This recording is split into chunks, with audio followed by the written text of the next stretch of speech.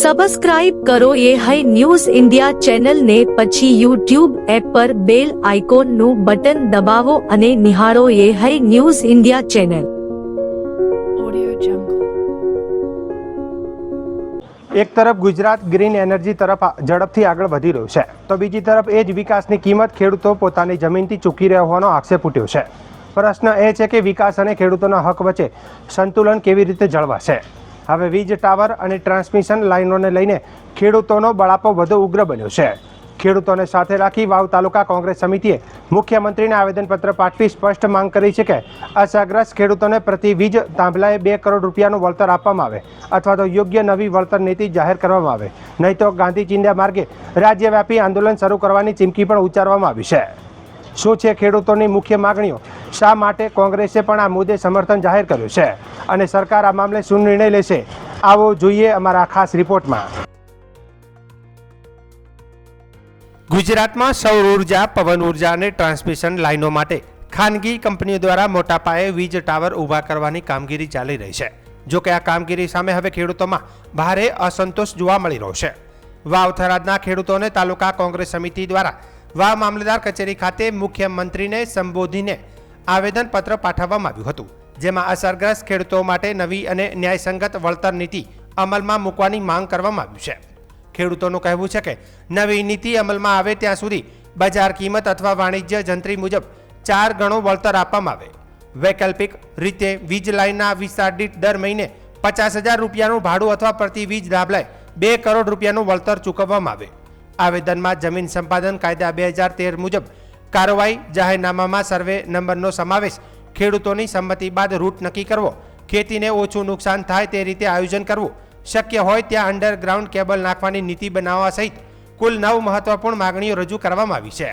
ખેડૂત અગ્રણી કેપી ગઢવીએ આક્ષેપ કર્યો છે કે ખેડૂતોની મંજૂરી વિના ઊભા પાક વચ્ચે વીજ ટાવર ઊભા કરવામાં આવી રહ્યા છે, જેના કારણે ખેડૂતોને ભારે આર્થિક નુકસાન ભોગવવું પડી રહ્યું છે. ખેડૂતોને તેમના નુકસાનનું યોગ્ય વળતર મળવું જોઈએ તેવી પણ તેમણે માંગ કરી છે. તેમણે વધુમાં જણાવ્યું છે કે રાજ્યના અનેક વિસ્તારોમાં ખેડૂતો આ મુદ્દે વિરોધ નોંધાવી રહ્યા છે અને વિવિધ રાજકીય પક્ષો પણ આ લડતને સમર્થન જાહેર કર્યું છે. ખેડૂતોએ સરકારને સ્પષ્ટ ચેતવણી આપી છે કે જો તેમની માગણીઓનો તાત્કાલિક સ્વીકાર નહીં કરવામાં આવે તો ગાંધી ચિંધ્યા માર્ગે રાજ્યવ્યાપી આંદોલન શરૂ કરવામાં આવશે. આજરોજ વાવ તાલુકા કોંગ્રેસ સમિતિ દ્વારા જે મોટી કંપનીઓ દ્વારા ખેડૂતોના ખેતરોમાં જે થાંભલા, રાક્ષસી થાંભલા નાખવામાં આવે છે, જેનું બિલકુલ વળતર ઓછું આપવામાં આવે છે અને આડેધડ પોલીસનો અને સરકારી તંત્રનો ઉપયોગ કરી બેફામ રીતે ખેડૂતોના ઊભા પાકને નુકસાન કરી જે રીતે થાંભલા ઊભા કરવામાં આવે છે, એના આખા ગુજરાતની અંદર જે આંદોલન ખેડૂતોનું ચાલી રહ્યું છે એ ખેડૂતોના આંદોલનમાં કોંગ્રેસ પાર્ટી એને સમર્થન આપ્યું છે. મોરબીની અંદર જે હજારો ખેડૂતો છેલ્લા 10-1 દિવસથી ઉપવાસ ઉપર બેઠા છે, એની સમર્થનની અંદર કોંગ્રેસ પાર્ટી દ્વારા આજે આવેદનપત્ર આપવામાં અમારા પ્રમુખની આગેવાની નીચે આપવામાં આવ્યું છે.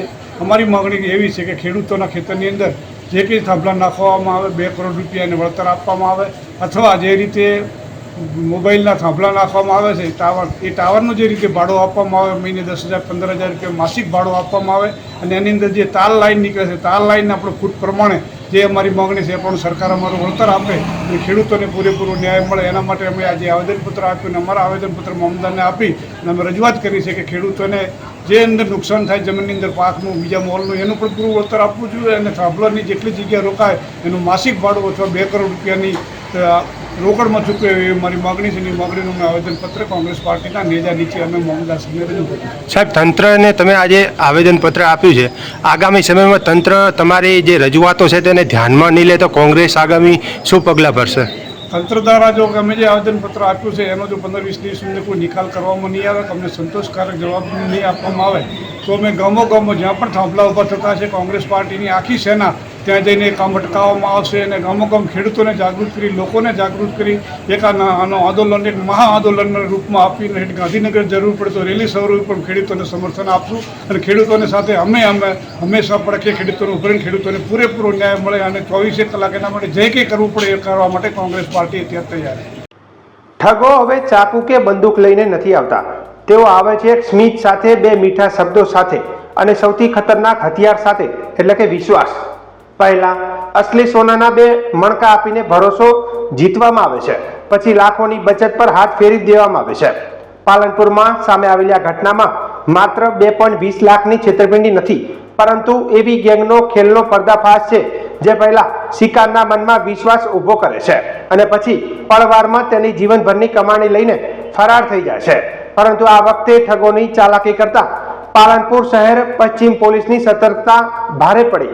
સીસીટીવી ટેકનિકલ તપાસ અને ચોક્કસ બાતમીના આધારે પોલીસને બંને આરોપીઓને ઝડપી પાડી માત્ર ગુનાનો ભેદ જ ઉકેલ્યો નહીં, પરંતુ ઠગાઈને સંપૂર્ણ રકમ પણ પરત મેળવવામાં સફળતા મેળવી. આખરે કેવી રીતે રમાયો વિશ્વાસનો આ ખેલ અને કેવી રીતે પોલીસે ઠગોને કાયદાના સકંજામાં લીધા, જોઈએ આ ખાસ સ્ટોરીમાં. આ વાત છે 20 જૂનના રોજ પાલનપુરની એક ખાનગી હોસ્પિટલમાં સારવાર માટે આવેલા મફાજી નામના વ્યક્તિની, કે જેમને 2 અજાણ્યા શખ્સો મળ્યા. વાતચીત દરમિયાન તેમણે ખોદકામ દરમિયાન સોનું મળ્યા હોવાની વાત કહી અને બિલ ન હોવાથી સસ્તામાં વેચવા તૈયાર હોવાનું જણાવ્યું. પરંતુ આ માત્ર વાતો નહોતી. વિશ્વાસ જીતવા માટે આરોપીઓએ અસલી સોનાના 2 મણકા આપ્યા. જ્યારે મફાજીએ તેને સોની પાસે ચકાસણી કરાવી ત્યારે મણકા ખરેખર અસલી નીકળ્યા. બસ અહીંથી શરૂ થયો વિશ્વાસનો ખેલ. અસલી મણકાના આધારે વિશ્વાસમાં આવેલા મફાજીએ પોતાની બચતના રૂપિયા 2.20 લાખ રોકડા આરોપીઓને આપી દીધા. બદલામાં તેમણે સોનેરી રંગનો મણકાનો હાર મળ્યો. પરંતુ જ્યારે હારની તપાસ કરવામાં આવી ત્યારે સત્ય સામે આવ્યું. હાર સોનાનો નહીં પરંતુ પિત્તળનો હતો. થોડાક સમયમાં મફાજીને સમજાઈ ગયું કે તેઓ એક સુનિયોજિત ઠગાઈનો શિકાર બન્યા છે. ફરિયાદ મળતા જ પાલનપુર શહેર પશ્ચિમ પોલીસે સીસીટીવી ફૂટેજ, આરોપીઓની બોલચાલ અને તેમની ગુનાહિત પદ્ધતિના આધારે તપાસ શરૂ કરી. આખરે બંને આરોપીઓને ઝડપી પાડવામાં આવ્યા. પૂછપરછ દરમિયાન આરોપીઓએ ગુનાની કબૂલાત કરી અને પોલીસે ઠગાઈના રૂપિયા 2.20 લાખનો 100% મુદ્દામાલ પણ રિકવર કરી લીધો. હાલ પોલીસ તપાસ કરી રહી છે અને આ બંને આરોપીઓને ગુજરાતના અન્ય શહેરોમાં આવી જ રીતે કેટલા લોકોને નિશાન બનાવ્યા છે કે નહીં તેની તપાસ ચાલી રહી છે. આ ઘટનામાં એક મોટો સંદેશ પણ મળી રહ્યો છે. ઠગ ક્યારે સીધો નકલી માલ નથી વેચતો. પહેલા વિશ્વાસ વેચે છે અને પછી તમારી મહેનતની કમાણી લઈ જાય છે. નામ બોલો. નામ ભાઈ ભીખાઈ સોલંકી. શું ઘટના થઈ? સાહેબ મારા છેતરપિંડી થઈ ગઈ મારાથી. હા, સોના બાબતમાં 2,20,000 પાક પીટી લઈ ગયા હતા લોકો. એ પોલીસ સ્ટેશન સાહેબ ફરિયાદ કરતા મને તાત્કાલિક 2-3 દિવસ મને પરત પૈસા કરી આપવામાં આવ્યા સ્ટાફને. મારી મદદ કરી, એનો આભાર. રાજ્યના હવામાન અને વરસાદની વાત કરીએ તો લાંબી રાહ જોડાવ્યા બાદ આખરે રાજ્યમાં મેઘ મંડાણ થયા છે અને સવારે 6 વાગ્યાથી બપોરે 2 વાગ્યા સુધીમાં 53 તાલુકાઓમાં નોંધપાત્ર વરસાદ વરસ્યો છે. સૌથી વધુ નવસારીમાં 3.5 ઇંચ વરસાદ નોંધાયો છે તો પેટલાદમાં 3.5 ઇંચ વરસાદ નોંધાયો છે. વરસાદી જમાવટ વચ્ચે હવામાન વિભાગે આજે દક્ષિણ તેમજ મધ્ય ગુજરાત અને સૌરાષ્ટ્રના અનેક વિસ્તારોમાં ભારે વરસાદની આગાહી કરી છે અને આ આગાહી પ્રમાણે જ દક્ષિણ ગુજરાતમાં વરસાદી માહોલ જામ્યો છે. હવામાન વિભાગે આવતીકાલે પણ રાજ્યમાં હળવાથી ભારે ઝાપટા અને ગાજવીજ સાથે આગાહી કરી છે તો 2 જુલાઈએ ભારે અને 3 થી 5 જુલાઈ દરમિયાન ભારેથી અતિભારે વરસાદની આગાહી પણ કરવામાં આવી છે. अगले 3 दिन कुछ हिस्सों में गुजरात रीजन और सौराष्ट्र रीजन में हल्का से मध्यम बरसात का संभावना रहेगा. लेकिन आज गुजरात रीजन में हम heavy to very heavy rainfall का वार्निंग इक्का दुक्का स्थानों में हमने दिए हैं. हेवी रेनफॉल में जो डिस्ट्रिक्ट आ रहा है ये है छोटा उदयपुर, बहरुच और नर्मदा. वेरी हेवी रेनफॉल सूरत, नवसारी, दान, वलसाड, तापी, दमन और दादरा नगर हवेली को दिया गया है. 2 जुलाई में सिमिलर सिचुएशन रहेगा. जो येलो वार्निंग आज दिया था छोटा उदयपुर, भरूच और नर्मदा के लिए हेवी रेनफॉल आइसोलेटेड प्लेसेस में, और वेरी हेवी जो सूरत, नवसारी, दांग, वलसाड, तापी, दादरा नगर हवेली के लिए ऑरेंज वार्निंग के साथ very heavy rainfall isolated places में दिया गया है. फिर डे 4, डे 5 में से 3rd और 4th जुलाई extremely heavy rainfall red warning के साथ दिया गया है. पहले दक्षिण गुजरात की जो जिला है इसमें heavy to very heavy extremely heavy rainfall होने का संभावना रहेगा. जो extremely heavy rainfall red warning दिया गया है. વાવ-થરાદ જિલ્લાના થરાદ તાલુકા કોંગ્રેસ સમિતિના નેતૃત્વમાં બાબા સાહેબ આંબેડકર પ્રતિમા ચોક ખાતે મોટી સંખ્યામાં ખેડૂતો અને કોંગ્રેસના આગેવાનો એકત્રિત થયા હતા. અહીંથી વિરોધ રેલી નીકાળી મામલતદાર કચેરી પહોંચીને રાજ્ય સરકારને સંબોધીને આવેદનપત્ર પાઠવવામાં આવ્યું હતું. કોંગ્રેસે આક્ષેપ કર્યો છે કે ખાનગી વીજ કંપનીઓ દ્વારા સૌર અને પવન ઉર્જા પ્રોજેક્ટ માટે ખેડૂતોની જમીનમાંથી વીજ ટાવર લાઇન પસાર કરવામાં આવી રહી છે, પરંતુ હાલની વળતર નીતિ ખેડૂતો માટે ન્યાયસંગત નથી. આવેદનપત્રમાં બજાર કિંમત અથવા જંત્રીના 4 ગણા વળતરની માંગ સાથે ટાવર અને વીજ લાઇન માટે અલગથી યોગ્ય વળતર, જમીન સંપાદન કાયદા 2013 મુજબ ચૂકવણી તેમજ ખેતીને ઓછું નુકસાન થાય તે રીતે રૂટ મેપ નક્કી કરવાની માંગ કરવામાં આવી છે. કોંગ્રેસે સ્થાનિક સ્વરાજ્યની સંસ્થાઓની મંજૂરી ફરજિયાત બનાવી જાહેરનામામાં સર્વે નંબરનો સમાવેશ કરવો, શક્ય હોય ત્યાં અંડરગ્રાઉન્ડ કેબલની વ્યવસ્થા કરવી અને ખેડૂતોના હિતોને સુરક્ષિત કરતી સ્પષ્ટ નીતિ જાહેર કરવાની પણ માંગ કરી છે.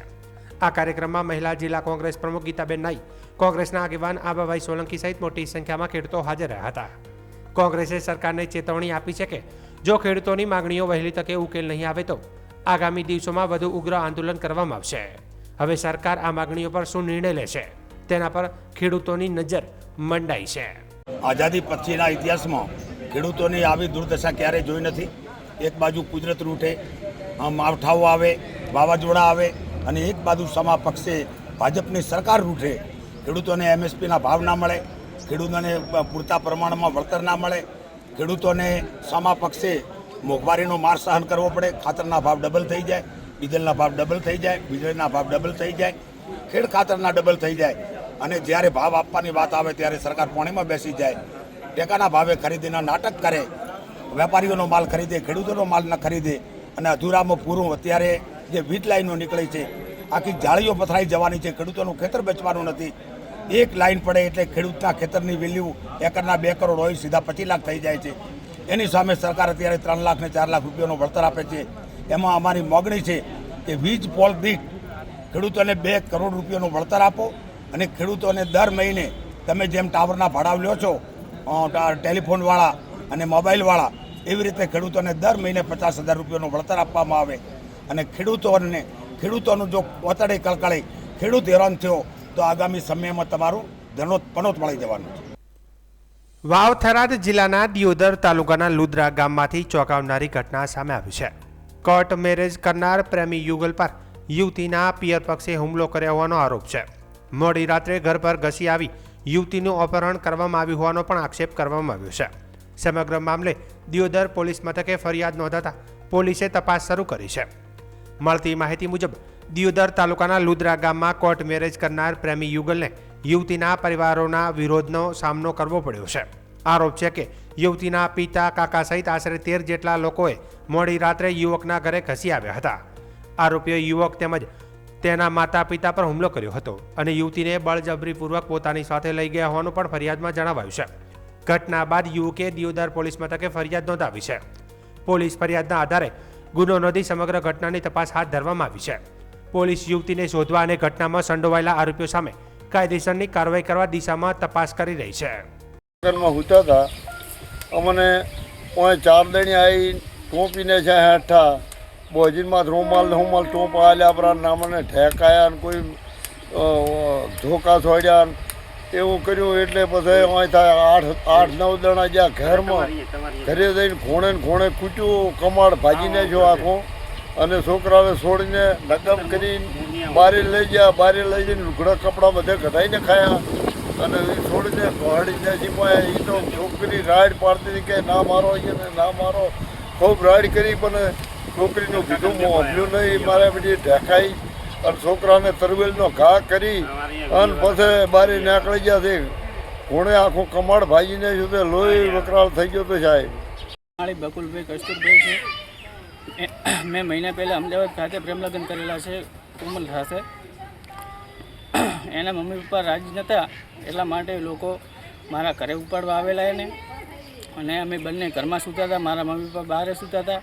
એ લોકોએ ઘોણો દ્વારા દરવાજો તોડી અને બળજબરીથી આવી અને મને માર્યો છે અને મારા મમ્મી પપ્પાને મારવામાં આવ્યા છે. અને કોમલ નથી જવા માગતી છતાં એને જબરજસ્તી ઉપાડી ગયેલ છે. કોણ કોણ આવ્યું હતું? આવેલા હતા 15 થી 16 લોકો આવેલા હતા. બીજા લોકોને હું ઓળખતો નથી, પણ એના પપ્પાનું નામ છે નરસિંહભાઈ સવદાનજી માળી અને એના કાકા હતા માળી ગોરધનજી સવદાનજી માળી. કોને કોને ઘરમાં લાગ્યું તમારા? ઘરમાં લાગ્યું મને ને મારા પપ્પાને. મારા મમ્મી પપ્પાને ગુદેડાથી દબાયા હતા અને મારા પપ્પાને માર્યા છે. મોઢે વાગ્યું છે, આંખે વાગ્યું છે અને નાક ઉપર વાગેલું છે. આ બાબતે કોઈ પોલીસ ફરિયાદ આપી છે? હા, ફરિયાદ આપી છે. અમે 112માં ફોન કર્યો હતો. 112 અમને લેવા આવી. અમે દિયોદર ખાતે ફરિયાદ આપેલી છે. બનાસકાંઠાના સાંસદ ગેનીબેન ઠાકોરના અધ્યક્ષસ્થાને આજરોજ પાલનપુર કલેક્ટર કચેરી ખાતે દિશા કમિટીની બેઠક યોજાઈ હતી. દિશા કમિટીની બેઠકમાં કેન્દ્ર અને રાજ્ય સરકારની વિવિધ યોજનાઓ અંતર્ગત સંલગ્ન વિભાગ દ્વારા કરવામાં આવેલી કાર્યવાહી અંગે સમીક્ષા કરવામાં આવી હતી. આ બેઠકમાં જિલ્લાના વિવિધ વિભાગો તેમજ જિલ્લાની તમામ નગરપાલિકાઓની કામગીરીની સમીક્ષા કરવામાં આવી હતી. બેઠકમાં કેન્દ્ર અને રાજ્ય સરકારની વિવિધ યોજનાઓ અંતર્ગત સંલગ્ન વિભાગો દ્વારા કરવામાં આવતી કાર્યવાહીની સમીક્ષા કરવામાં આવી હતી. બેઠકમાં જિલ્લાના અધિકારીઓ દ્વારા સાંસદ સમક્ષ કામગીરીની માહિતી રજૂ કરવામાં આવી હતી. આ બેઠકમાં કેન્દ્ર અને રાજ્ય સરકારની વિવિધ યોજનાઓ જેમ કે સ્વચ્છ ભારત મિશન, મનરેગા, પ્રધાનમંત્રી આવાસ યોજના, રાષ્ટ્રીય ગ્રામીણ આજીવિકા મિશન, જનની સુરક્ષા કાર્યક્રમ, પ્રધાનમંત્રી માતૃવંદના યોજના, મુખ્યમંત્રી અમૃતમ વાત્સલ્ય યોજના તેમજ અન્ય યોજનાઓ અંતર્ગત થયેલી કામગીરીની સમીક્ષા કરવામાં આવી હતી. તદુપરાંત જિલ્લા ગ્રામ વિકાસ એજન્સી પાલનપુર હસ્તકની વિવિધ યોજનાઓની નાણાકીય અને ભૌતિક કામગીરી સમીક્ષા કરવામાં આવી તેમજ અન્ય વિભાગો ICDS માર્ગ અને મકાન સ્ટેટની કામગીરી તેમજ ઈ ગ્રામ યોજના અંતર્ગત થયેલી કામગીરી, સર્વ શિક્ષા અભિયાન, ખેતીવાડી વિભાગ તેમજ અન્ય વિભાગો દ્વારા વિવિધ યોજનાઓ, કેન્દ્ર અને રાજ્ય સરકારની અંતર્ગત થયેલી કામગીરીનો અહેવાલ રજૂ કરવામાં આવ્યો હતો. આ તકે સાંસદ દ્વારા જરૂરી સૂચનો આપવામાં આવ્યા હતા.